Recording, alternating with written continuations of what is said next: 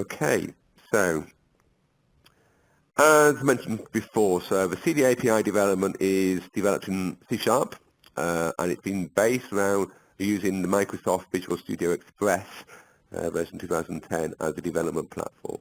That is in some ways limiting, so because that is the free version of the Microsoft toolset, then it doesn't have all the bells and whistles on if you went and bought the proper professional developer licenses. But that was by choice, because the proper development suite is not cheap, and we didn't want to really block anyone's ability to participate. So the rationale behind the API, as I said before, was really to help people create the CDA documents. And it really started its life out as an exemplar of how it could be done. And then having shown a number of people, they said, well, actually, that might actually be useful to people. So, it started out as an internal undertaking, and then what happened, we got some feedback, and we said, well, actually, put it out there, other people might use it. And as it transpires, other people have used it.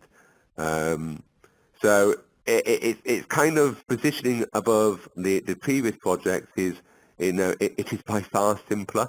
It is nowhere near as mature and is nowhere near as functionally rich as the heavyweights like Everest and the model-driven health tools. One person cannot create the kind of complexity that they've built. So what I'm going to do is run you through a couple of examples of how you can use the API, what you would need to do in the API to create the corresponding XML. And the link that's currently at the bottom of the screen is a link to an example piece of code which creates a CDA document, and also the CDA document that it creates. So if anybody wants to run along as we go through it all, then they're more than welcome. That link is on the bottom of all the future slides as well, so if you decide to join in at some point, feel free. Okay. So the start of every CDA document is the first entry class, and they more or less all look very similar, and they have this red class with all these attributes in, and that was the immediate start for creating an API. And in the top we have the API code that creates the data in here is clearly just test data made up for purposes of demonstration. But the gist of these presentations is I'll show you some code and I'll show you what it generates. So what this is showing you really is that all the structural parts of CDA, so in the second line of the XML you've got mood codes and class codes, and you really don't need to know about those. The API just handles those for you. And wherever you have fixed items in the XML, once again, the API just does it for you. You don't need to worry about it. All you need to worry about is the information content of the CDA document, not how it's formatted or how that XML needs to be created.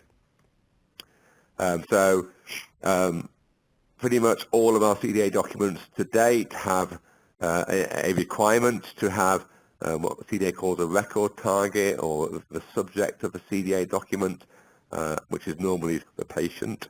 And we expose these models which, depending on your knowledge of HL7v3, are meaningful or not.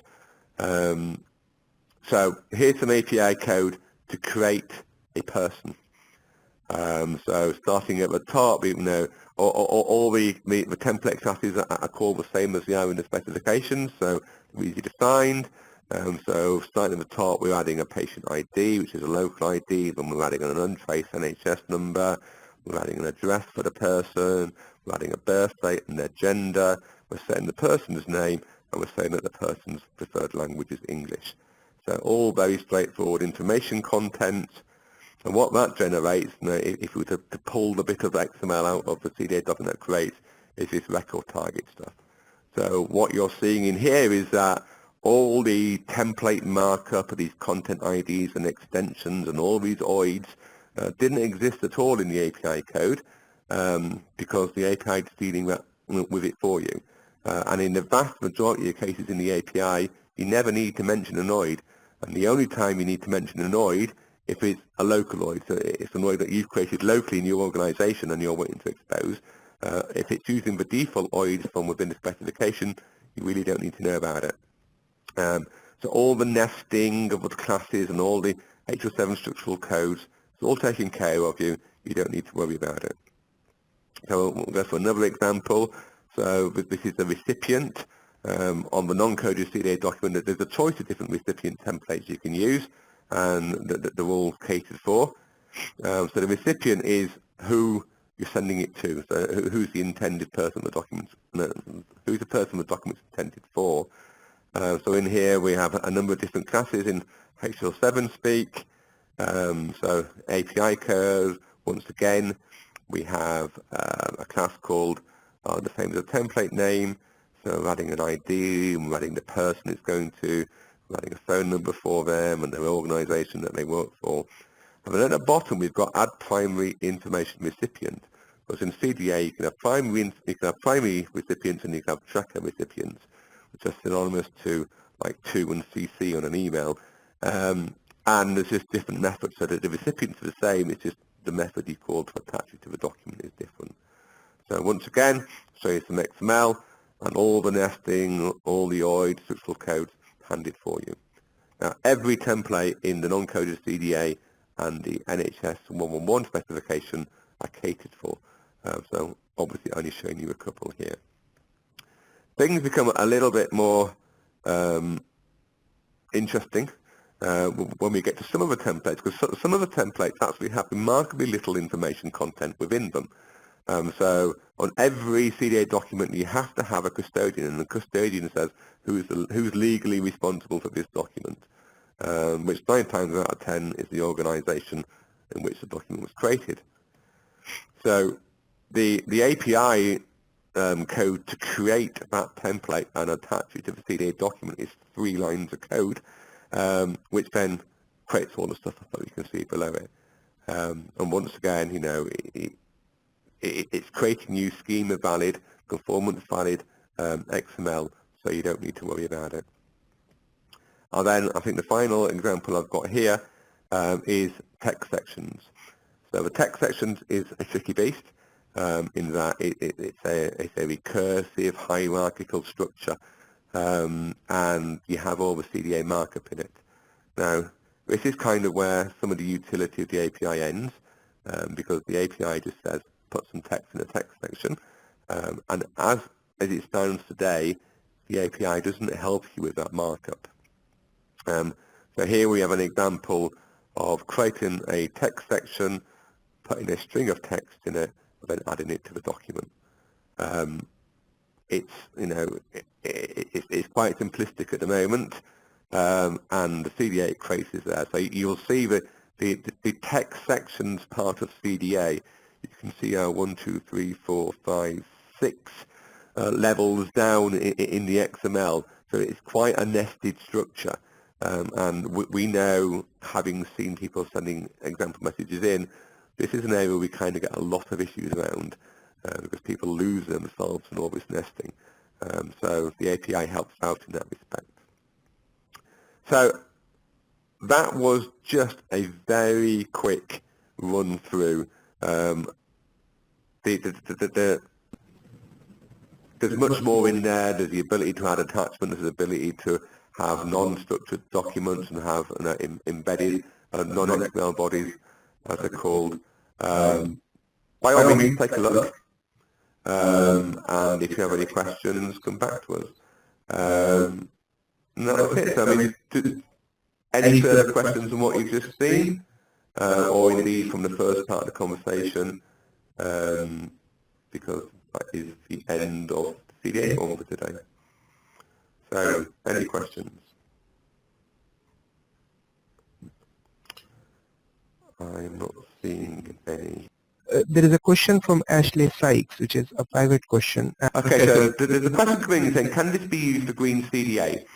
And I guess the answer is no, really, because Green CDA is a method of creating CDA, and the CDAAPI is a method of creating CDA. So they're different methods of creating CDA. They're not really complementary with each other. I guess in some ways they're competing with each other. So you need to make your choice. So using an API, then the creation of a CDA document can be embedded in your code. So those examples I showed before, where they've all got fixed values, putting people's names and addresses and organizations and such in. Well, in real life, of course, they wouldn't be fixed values, and you would be calling out to a database or some other kind of data source to find the relevant bits of information and putting those in, and then you could create your CDA document. With Green CDA, what you would need to do is obviously source all that information in the same way, but then you would create an XML file as a intermediary file, which then, by applying the Green CDA transform, you would then transform to be that CDA file. So it's a different approach, and depending on how your development environment fits, you'd have to take a view as which was more appropriate for you. But the CDA API is a different thing than Green CDA.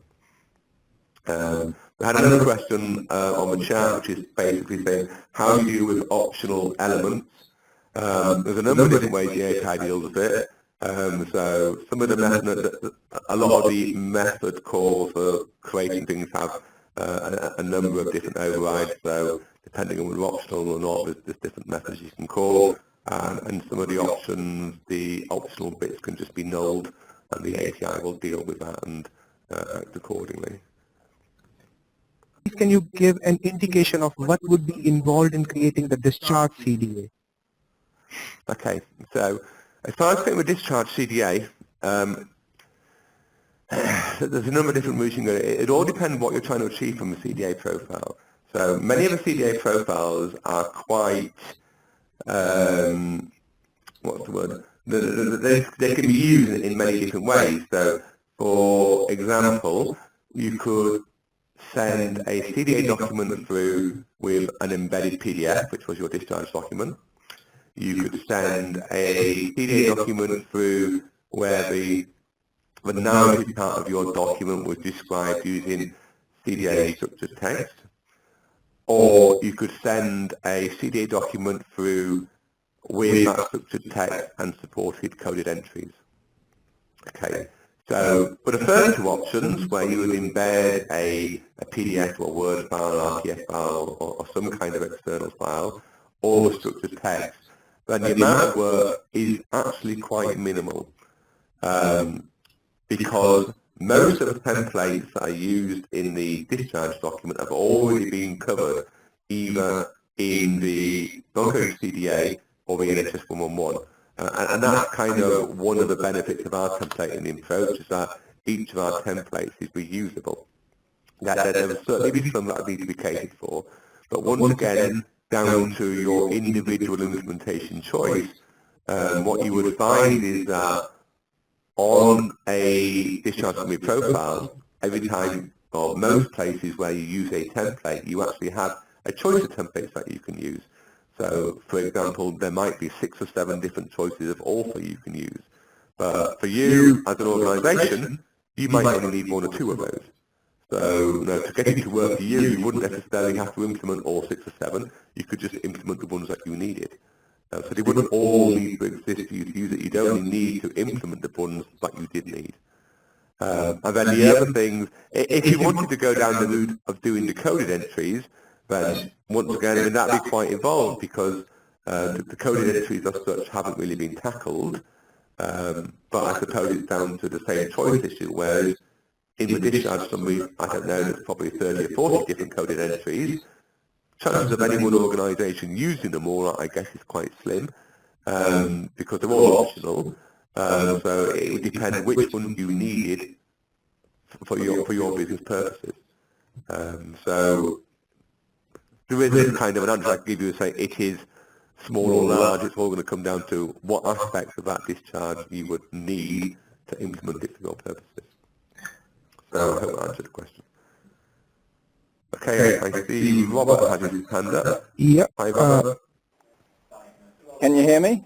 Yeah. Yes, we can. Okay, Richard, I just got a brief comment on the Green CDA. I agree with you that your general characterization that they are different approaches. Green CDA, you knock up a simple piece of XML and then convert it to full CDA, whereas your API, you make some API calls. I'd just like to say that the tooling we use to develop Green CDAs can also give you a Java API, which looks rather similar to your C# API. So if you want a Java type of CDA API, there is tooling to do it, and it's actually that part of the Green CDA tooling is open source. Okay, that's good. No? Okay, well I think we've had our questions that we're going to get. So, as I mentioned earlier, the recordings of this WebEx and the presentations from this WebEx and the DTS and the Green CDA will all be published tomorrow. We will circulate on the mailing list where you can find those. And thank you for joining us in this CDA forum. Thanks very much.